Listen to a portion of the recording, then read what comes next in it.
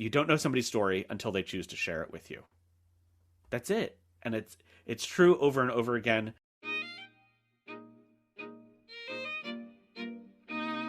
Hello, everyone. I'm Angela Rosa Donato. And I'm Marian Leary. And you're listening to Amplify Nursing, a Penn Nursing podcast supported by the Pinola Fund for Innovation in Nursing. Amplify Nursing features nurses who are leading the way in science, policy, and innovation. Our guests defy stereotypes, define practice, and disrupt convention. We highlight the breadth and depth of nursing influence on society by amplifying nurses who are pushing boundaries and breaking down barriers to build a new paradigm. Today on Amplify Nursing, we talk with Dr. Neil Bardhan and Christina Eskridge. Dr. Neil Bardhan is the Director of Applied Storytelling at First Person Arts. An expert in human communication with a PhD in Brain and Cognitive Sciences, Neil's past work includes psycholinguistic research projects in the Netherlands and Germany, which first sparked his interest in combining storytelling and science. Christina Eskridge is the founder and executive director of Elevate Theater Company. Christina received her master's degree in public health from UC Berkeley and has worked over the past decade to combine the performing arts with public health to amplify health and healthcare topics. Dr. Bardhan and Christina talk with us today about how their backgrounds in performing arts brought them to storytelling, the reflective nature of storytelling, and the parallels between clinical practice and the theater. I am very, very excited for this episode of Amplify Nursing. I have two of my favorite storytellers on the show today. Neil and Christina, welcome. Thanks so much for having us. Yes, thank you. So you both have really interesting backgrounds that I'd like for you to talk about. Neil, you have a PhD in Brain and Cognitive Sciences. Christina, you have a master's in public health. And you're both using those degrees in some way around the storytelling work that you're doing. So Christina, let's start with you. Can you talk about your background and what led you to the work you do today with Elevate Theater Company? Sure. Thank you, Marian. I started out storytelling as a performing artist. I've been performing since I was in kindergarten, but as we grow and move forward in life and academia, we may or may not think that the theater arts is the most stable of career choices, right? But I also had an interest in health and public health and trying to understand, how can we leverage this patchwork system that we have to make the best outcomes for our communities as possible. And so I ended up pursuing public health academically, but I was always performing and doing a lot in the theater world.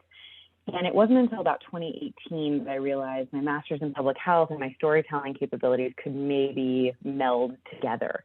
I was in a show called Up and Away at Lincoln Center with a theater company called Trusty Sidekick, and we were performing for kids with autism and their families. And all of a sudden, this light bulb went off. Storytelling in theater can be used for healthful purposes. Now, we weren't curing autism by any stretch, but we were improving the quality of life for these young people and their families. And it was a really big, eye-opening opportunity that public health can live with storytelling. And I decided to pursue Elevate Theater Company as a way of creating this melding of theater arts, storytelling, and public health, and using my mission in life and my education to bring that to a broader audience. So many things I want to talk about, but let's bring Neil in here. Neil, can you give us a little background about yourself and how the work you've done has led you to First Person Arts? Sure. And I'm actually going to tell this in a different way than I normally tell this story. It's a story that I tell about twice a week, one way or another, but now's a great time for me to experiment with something. In high school and college, I was a theater kid. And I loved technical theater. I thought about the performance. I wasn't much of a performer myself, but I loved being around shows in all sorts of ways. And as Christina acknowledged, part of my journey was recognizing this probably isn't the most stable career choice for me. And I had other interests and other pressures. And so I, for a while, was combining my theater interests in sound technology with what I was doing in the lab. So I was interested in the sound of human speech. Human language is fascinating, always has been to me, even as a little kid, even now today in different ways. But what we could do with speech on stage, but also, digitally processing it, was really, really fascinating. And that led me to go to grad school for cognitive science, focusing in psycholinguistics. And then partway through my postdoc appointment, I thought to myself, I like science, I like being around all these smart people, but this isn't the work that I want to be doing. I think I have other ways of accessing things that bring me joy, things that can have an impact in the world. What's out there? And I was listening to a lot of podcasts at the time and dabbling in teaching and also gathering scientists around talking about their work to each other, especially across disciplines, was a big part of it for me. And so I stumbled on the phrase science communication, which I swear I hadn't heard in grad school. And so I thought, okay, now I get to put these things together. And so I took what I call about a 90-degree turn from actively doing science research to thinking about science communication. And along the way, one of the tools that I started being curious about was the art of true storytelling. And that's connected me to First Person Arts, which is where I am today, among other artists and organizations and just pathways. So yeah, there's a lot that I get to do that doesn't touch on science and health and technology and all that, but there's also a lot that does, and that's so much of what brings me back to why do I get out of bed in the morning? I want to hear people's stories, particularly around science and health and human impact. So let's talk about that a little more, because the work we do together, Neil, is through story slams. And for us at Penn Nursing, storytelling is really a critical part of what we do.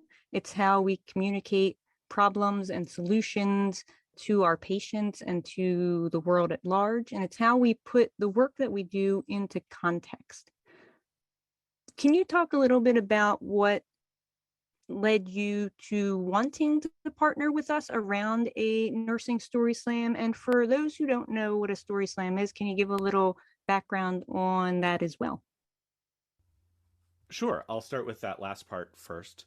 And a story slam can mean different things to different groups and settings. But for us with Penn Nursing, it's a curated lineup of storytellers who've prepared a story on a particular theme, and they want to share these stories. And so we've created a show around it, right? It's a show. It's participatory in that there are selected storytellers. But for us, we meaning Marion and I, get to work with these storytellers for several weeks before the show and say, what's the story you want to tell? How can we tell that in different ways? How does that connect with our grand goals for the event, as well as how can we connect that to the other stories of the evening, which is some of the juiciest bits that we get to play with. And to your point about what made me want to work with you is a phrase that you've said again and again, and I've co-opted it, and I don't have any shame around it, which is nurses have the best stories. And that rings true over and over again in this work. Nurses meet so many patients, so many other healthcare professionals, so many family members, and get to understand for themselves as individuals a lot, it seems, the context and impact of what they do. But then they don't always get to shine a light on it in a public setting. And so when we get to do just that and say, here's one storyteller with one story, let's put a light on them. Okay, here's another storyteller. And provide to not just one audience, but many audiences over and over again. Here's what nurses do. I think it just does a lot for the individuals telling the stories, the individuals hearing them, and then the nursing community as a whole. What do you think it is about the power of stories that really can have that impact and really shine the light on what nurses or anybody who's telling a story does? Do you like, what have you, over your years of doing this, what have you learned about the power of storytelling? Yeah. Two things that come to mind are, first, it's easy to remember a story. I was reading a quote this morning from Joseph Campbell about people don't remember facts, they remember stories.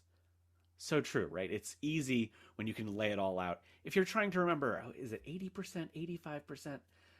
Is it this vein or that vein? Who knows? But when you have a story, you everything links together really nicely, and you can spool it out again and again. And then the other part is, Marion, you used a word earlier that I really enjoy, which is context. That's so much of this, is it provides audiences a context for what is it that nurses do, how do they go about doing it, and honestly, a lot of the time it seems to subvert people's expectations and narratives. And I think that's a big part of why storytelling matters is we as listeners don't always know what we think we know. And that's what kept bringing me back to first person arts story slams that are meant to be more entertaining is, I'd see somebody go up on stage, think they were going to tell one kind of story, and then everything flips on its head in the span of a couple minutes. You don't know somebody's story until they choose to share it with you. That's it. And it's true over and over again. And that's what brings me back to working with you, but also doing this work more generally. So the Story Slam has nurses telling their true life stories. But Christina, the work that we've recently done for the Frontline Digital Healthcare Workers series was really having actors and playwrights listen to the stories of frontline workers and then put together 2 original plays that expresses the themes they heard in those workshops. Can you talk a little bit about how that event was put together and what the end product really found? Sure. I think what was really exciting about having workshops with our frontline health workers expressing themselves and telling their story, and then fictionalizing those stories somewhat and having our playwrights expand on the themes that they heard for our professional artists to perform. I think what we discovered is that there's so much rich universal feeling that could be found in some of those themes. So it's not just one person's story, it becomes a story in aggregate. And not only do the individuals who are a part of the workshops and who shared their stories to fuel the plays, do they feel seen, I believe, at least that's some of the feedback that we received. But then this broader audience of nursing and physicians and frontline health workers also get an opportunity to be and feel seen. Elevate's mission is to create space for audiences and artists to explore health and well-being through storytelling. So the story doesn't always have to be one-to-one. I think the fictionalization of it allows it to be a little more universal. Of course, the personalization of individual stories that are being told is also very impactful for both audiences and those performing. But it's really an opportunity, I think, for us to look deeper. I think, Neil, you were getting at this. There's a reflective nature of what happens when you're watching or experiencing someone telling their story, or someone depicting a story that they have had the permission to share, right? There's something really reflective and interesting and motivating, I think, that comes from that. And we can all explore, well, what do I take from this? And now how do I apply that information or that experience or my new feelings about this particular situation? How do I apply that to my life going forward? And I think what we've done and what the Story Slams do is it gives folks an opportunity after the performance to really think through and explore what they might change or how they might move forward differently. I'd love to pick up on something really quickly there, Marion. Sorry to hop in here, but Christina, what you just said about reflective nature is really capturing something that I haven't explored a lot of, but I just want to note here that captures something that I experience in story listening about hearing a story and trying to figure out where would I fit in this story, or how have I fit in the story. And it's maybe often seen as, oh, you hear a story and you think, I have a story like that. But there's also the stories where you hear it and then you think, oh gosh, I I've been in a similar situation, but I've been the antagonist, or I've been the bystander, or some other role. And I think that that's really, really important for a lot of people to hear, is the agency that they've had in other people's narratives. We are all the main character in our own story, right? And when you start to listen to someone else's story and how they see themselves as the main character, and how we've played a co-star role, or how we've supported them in some way, shape, or form, it does get reflective. And then you can kind of put yourself in their shoes a little bit and see that, oh, in this situation, I may not be the main character, but I can see how my role supports or antagonizes or defends this other main character that's moving forward with their story. I've seen this over and over and over again, both with the Story Slam and with the theater workshop. Healthcare providers in general, I don't think they have the authority to share their stories, or don't have the confidence to share their stories. That's especially true with the Story Slam. And, we've seen this over and over, people feeling really unsure about the story that they're sharing, or unqualified to share their story. Partly, I think that's because of the types of professions that we're all in, but partly we don't educate our healthcare providers on the importance of storytelling and how to do it right. We all get trained in this sort of academic narrative, but we don't get trained in the storytelling narrative. How would you go about starting to educate healthcare providers around the importance of storytelling, but really the skill of storytelling? And I'll start with you first. Yeah, this is this is a big super question. For one, I reflect on my own journey and how I didn't think about performance and storytelling until really after grad school. And I realized that we were all sort of expected to learn it by osmosis, the same way that I was expected to learn, stats and programming and all sorts of other things. But I think the answer is integration, right? It's prizing presentation and the skills required for it, and actively developing those within the formal education that people are receiving. And maybe it's not a full-on class in presentation skills, but maybe it's part of something else. And maybe it's part of a required activity that's outside the classroom, but still very important to the program and the people running it. And yeah, I think people are starting to see this as something that's more than extracurricular. You have like your 3-minute thesis competitions and dance your PhD and so on. But I'm becoming aware of more groups that say this matters and we need to do it early.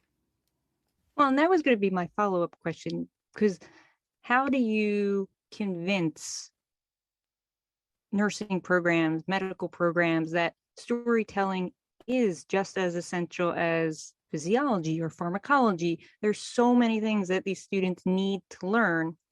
Storytelling can't possibly be just as important. Is it? Christina, what do you think about that? Marian, I was just writing down keeping patients at the center of what we do.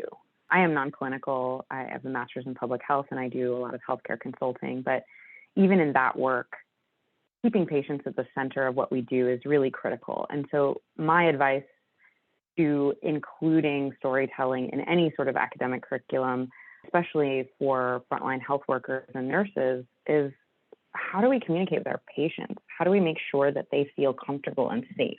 How do we bring authenticity into the hospital and at the bedside, and when we're doing those follow-up phone calls or when we're doing a home health visit? All of those opportunities are opportunities to connect as humans. And I don't know if this is true by any statistics, but I would imagine and be so bold to say that most people go into the profession of nursing or any frontline health worker field because they feel compelled to support and serve. And one of the best ways, in my opinion, to serve is to authentically share stories and to be present. And I think that skill is invaluable when you're interacting with your patients or members of your community. I also want to say, that component that just backtracking just a little bit, that component I talked about, everyone being the the main character in their own story. I'd like to credit actually Sharon Fraser, who's a marriage and family therapist, for that framing. And I think this sort of ties in with authenticity and giving credit to stories and making sure that the stories we tell are either ours, our own personal experience coming from an I place, or we have permission to share them. Because one of the things that I think can be dangerous with storytelling is sort of appropriating someone else's story and pawning it off as your own, as opposed to giving credit where those stories are coming from. And again, authentically communicating, sharing, and being present with those that we are interacting with. Yeah, and I do think there's also who gets to tell stories and who has the absolutely where do people sit in the power structure and whose story ultimately gets to be told. And we've talked about this numerous times on the Amplify Nursing podcast when talking to historians of nursing and other folks who are looking at the profession and some of the really centuries long oppression of certain groups within the profession. And so storytelling, we believe, is a really important part of all of the work that we're doing at Penn Nursing, because we want to be able to share stories from all different points of view, not just one point of view. And so, I mean, I think everything that you both are saying is really important, and hopefully nursing programs, medical programs, others will start to see the power of storytelling within their curriculums and programs. And I think, Marian, the other component of it is, you hit the nail on the head when you said who gets to tell stories, right? Who's allowed the platform. And I think by having the Story Slams, having the Frontline Health Worker Digital Theater Project come to life, this is an opportunity for folks who may not have a platform to have a space and tell their story, whether it be fictionalized and sort of more generalized so that it is seen by a broader audience or feels more close to a broader audience, or if it's individuals sharing their story. And then to Neil's point, you then can be reflective and say, wait, I have that story, or I've been a part of a story like that.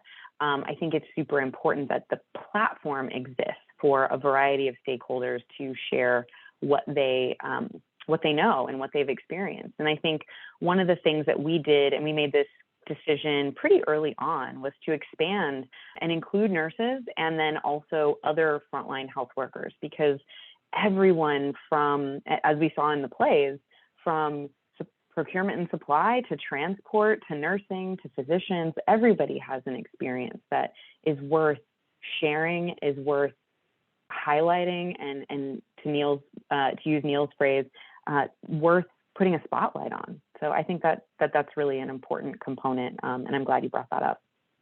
Yeah, and not to get too far off the track here, but we definitely have seen, especially during the pandemic, that spotlights get shown on nurses and spotlights get shown on physicians, but there are many, many other equally as important people working in health systems and hospitals that are doing the work that needs to be done on a daily basis, and everybody should get to share their stories in this way. And so I was really glad that we were able to focus on all frontline healthcare workers and not just a couple subsets of it, because it ultimately it's a team sport in healthcare, and we can't get done the work we need to do without our colleagues in transport and food services and environmental services and on and on and on.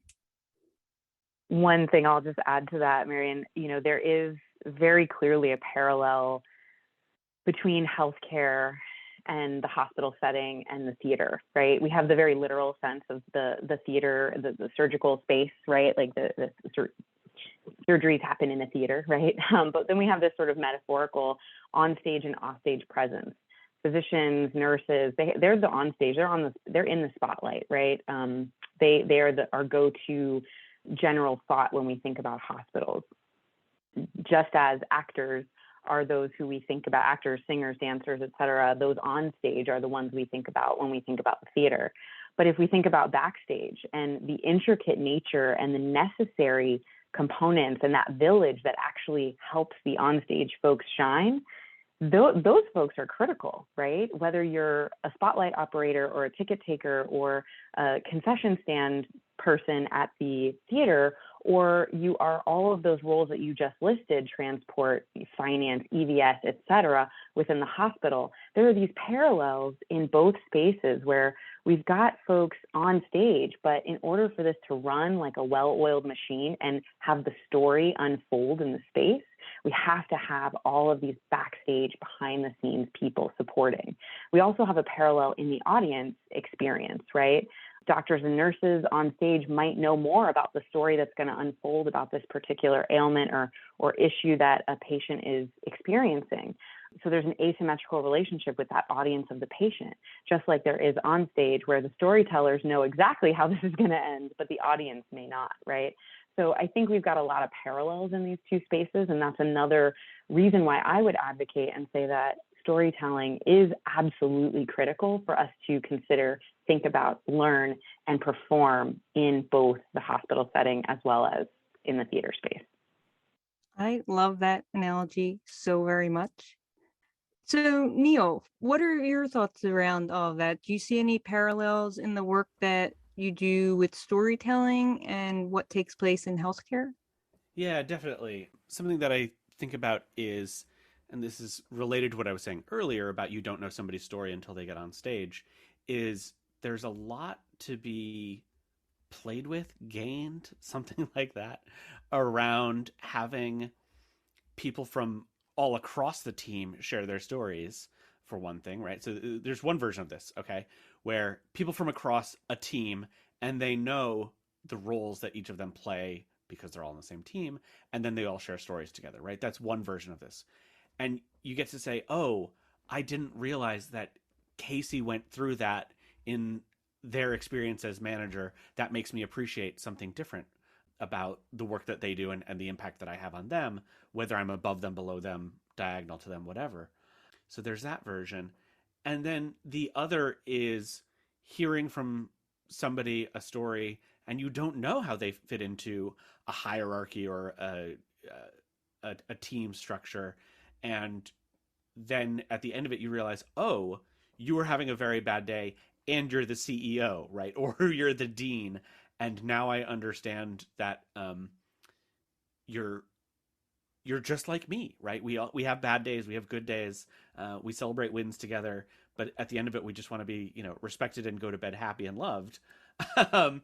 And I think in different settings, we get to play with that as storytellers and audience members.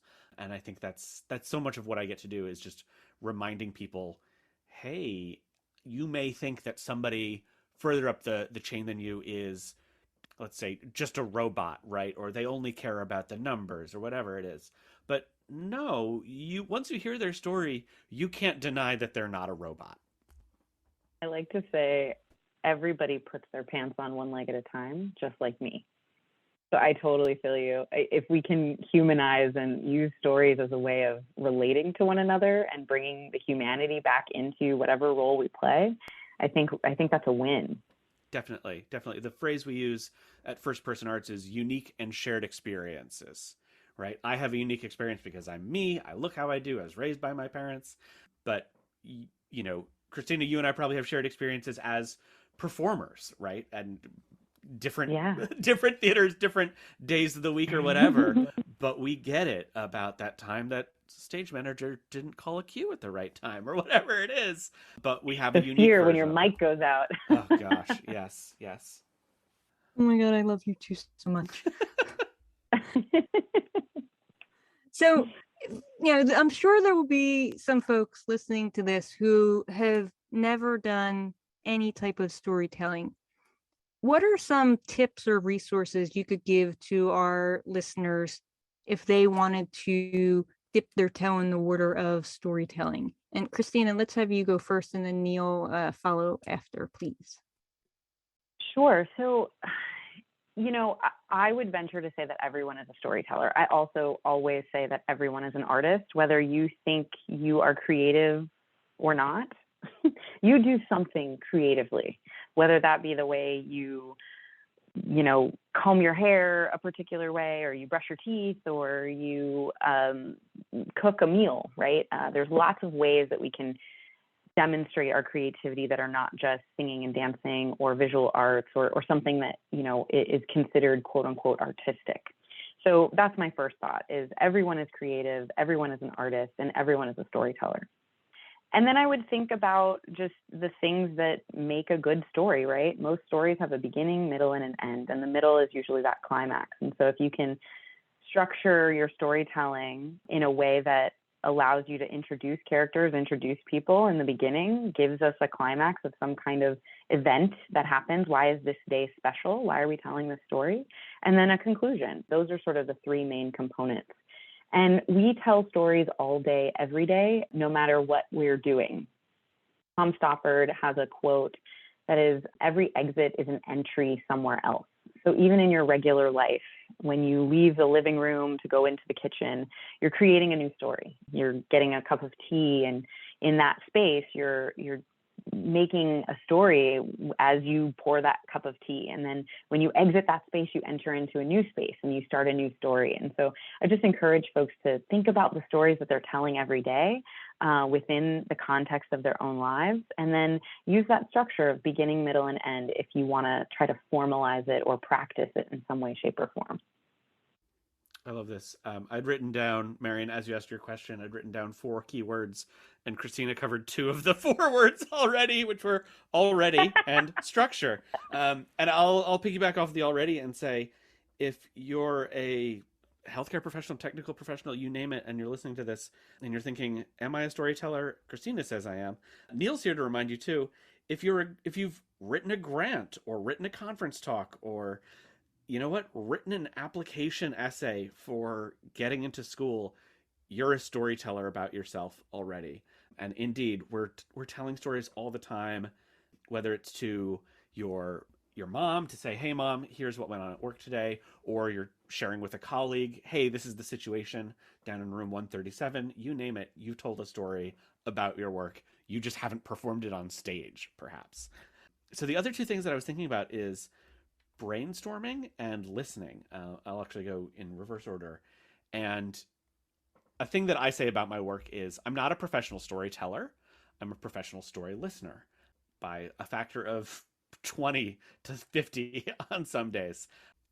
We should all be listening to each other's stories and using them to inform our own, not just about these things that I was talking about earlier of what role did I play in somebody else's story? How would I like to be thinking of myself in the future? How can I change what narrative I have of myself, or what narrative others have of people in my role? But we're going to learn so much about how you can make these stories fun and interesting. And you want to do that from like the widest array possible. I used to listen to a podcast that was a live recording of a stand-up comedy showcase. And I've dabbled in stand-up comedy. I don't think of myself as a stand-up comedian, but every episode I would walk away and say, I learned so much from that person because of the topics that they covered, or because of how they had fun with words around something interesting or challenging. We'll find inspiration for our true stories in all these different kinds of formats and all these different kinds of not just arts, but presented forms as well, wherever it is in your system. The other part that I'm thinking about, which is closely related to listening, is brainstorming. And one of the prompts that I present in a lot of my workshops is, what's a story that you tell yourself or tell other people over and over again? I think we all have these. I don't think I'm alone in this, that there are moments where I transport myself mentally once a day, twice a week, you name it, and say, gosh, I could go back and relive that, either because I want to feel those feelings again, or make a different choice, or, start up a conversation in a slightly different way. We have those stories. They may not be the most exciting stories, but they're the ones that we're coming back to for a reason. There's some emotion around them. What can you learn from them? I absolutely love that question, Neil, because it goes back to that reflective nature of storytelling, right? If we can sort of think critically about what we tell ourselves regularly or what we revisit on a regular basis and think about, okay, well, why am I going back to this? This was, something I don't necessarily want to replay all day, for the next week or whatever it is. What does that say? What is the emotion behind that? And I think storytelling can evoke, and I loved that you framed it with listening, right? Because when we listen, we again have that reflective opportunity, and actively listening, right, without formulating your next thought in your mind, there's an opportunity for education, for inspiration, for some kind of provocation of action afterwards, because not only were we listening, but we were also reflecting on how that story can change within us, or we can change within the context of that story. So I just really love that question and the reflective nature of it. So I appreciate you sharing that. And I might steal that question because I love it so much. By all means, I'll just tag on something with your thought about active listening, which is, it's one of these phrases, one of these processes that I think has a lot of weight or baggage to it potentially for some people. But in my experience on various sides of the classroom, it's a skill that can be picked up pretty quickly with the right exercises and space, right? So I feel like I developed a lot of my active listening through two means. One, I was taking classes in improv comedy, and within literally the first class, I thought to myself, I don't have conversations the way that I would like to and in ways that I think are productive. I need to shift some of these habits. And these are low-tech solutions. The other place that I picked this up is through a course in conflict resolution and mediation. Again, zero technology required, just a human mind and voice and ears. And it's so amazing what can be done if we just close our mouths, open our ears, and let our minds ride that conversational wave, rather than, as Christina, we were saying, rather than start to plan your next utterance because you feel like you need to jump in, because you feel like you need to be driving it, because you need to feel that you've read this paper too, whatever it is. There's so much powerful potential in so many human interactions that can be driven through active listening. Couldn't agree more. Thank you for that. So I want everybody to be able to find you both and your incredible storytelling organizations. Neil and Christina, can you let us know, what you have coming up next and where folks can find you? Sure. So elevatetheatercompany.com is a great place to find us and the programming that we have coming up. Theater is, I sometimes wonder why I picked the fancy way to spell it, but it's Theatre, Theatre. So that will help you find us a little bit faster and easier. We're at Elevate Theater Company on Instagram and Twitter and Facebook.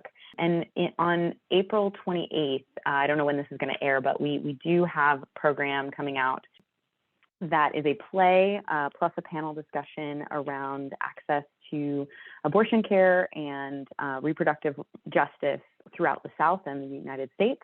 The play is called That Southern Synergy by Chelsea D. And we'll be performing all virtually, as well as having the panel virtual as well. And obviously, Marion, don't want to forget that the Frontline Health Worker Digital Theater Project is also available to watch on both the Penn Nursing YouTube as well as the Elevate Theater Company YouTube channel. So please check us out. We pair theater and storytelling with panel discussions around health and well-being with experts who are very well versed in the various topics that we're covering, and we're really looking forward to sharing more. So thank you so much. And I am with First Person Arts. You can visit our website at firstpersonarts.org. We're based here in Philadelphia, and you can find us on all the social media platforms as well as at First Person Arts. And things that we have upcoming include, we have a podcast series called #Us, Unique and Shared Experiences. Comes out twice a month.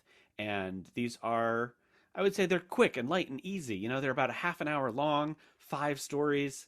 mostly entertaining, and that'll scratch that itch for a lot of you who are listening and wondering, yeah, but what does a story have to sound like? It can sound like all sorts of things. I'm a co-producer on that. And then within the healthcare world, I am part of an event on May 11th with NYU. They're having a story slam of their own for nurses, and I'm very excited to be part of that. And that should be available virtually for folks who want to tune in.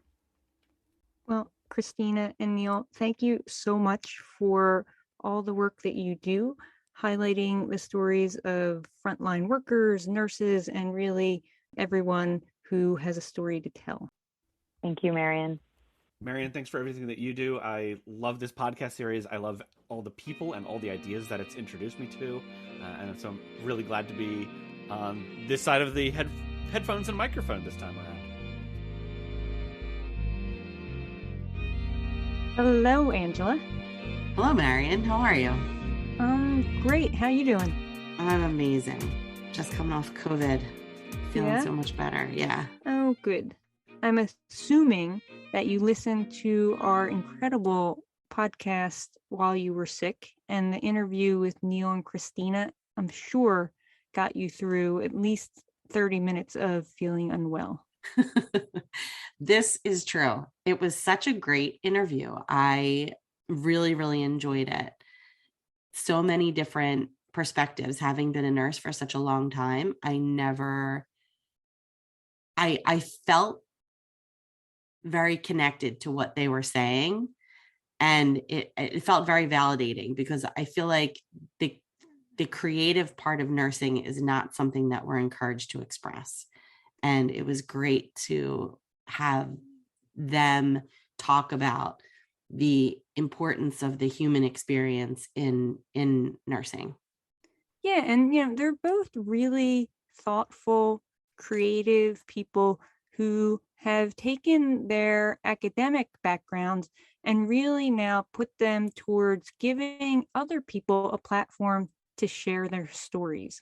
And I just really love that about both of them, both of their organizations, and how we are now infusing storytelling into health and healthcare, and especially into nursing and here at Penn Nursing. Yeah, I think these things that are happening are so incredibly important, and I think are really going to help bring nursing forward. Yeah, I mean, I think without storytelling, people don't really understand what happens in a hospital or to a patient, or what you do as a nurse or other frontline healthcare worker. And so stories are so powerful in that way, and it really helps you to connect. It helps you to empathize, and it's, it allows people insight into other people's world. And, we need that now more than ever, I think. We do. And I think that we really need it if we're going to strengthen the voice of nursing. We've historically not had a lot of say in how nursing policy goes. And I think that this practicing using our voices and our stories is a powerful way to get ourselves invited to the table. Couldn't agree more. Amplify Nursing is hosted by Dr. Angela Rosa DiDonato and Marion Leary, and produced by the University of Pennsylvania School of Nursing, with special thanks to Jonathan Zhu for his assistance. Music for the podcast was created by Harper Leary. The podcast is made possible by the Krista and Rich Pinola Fund for Innovation in Nursing. Follow us on Twitter at Penn Nursing. Until next time, keep pushing over, under, around, and through. We want to thank you for listening to the Amplify Nursing podcast, and remind you to subscribe to the podcast on iTunes, Google Play, Spotify, iHeartRadio, or wherever you enjoy your podcast listening. And if you can do us a solid, please rate and review us as well. It will go a long way in amplifying our episodes.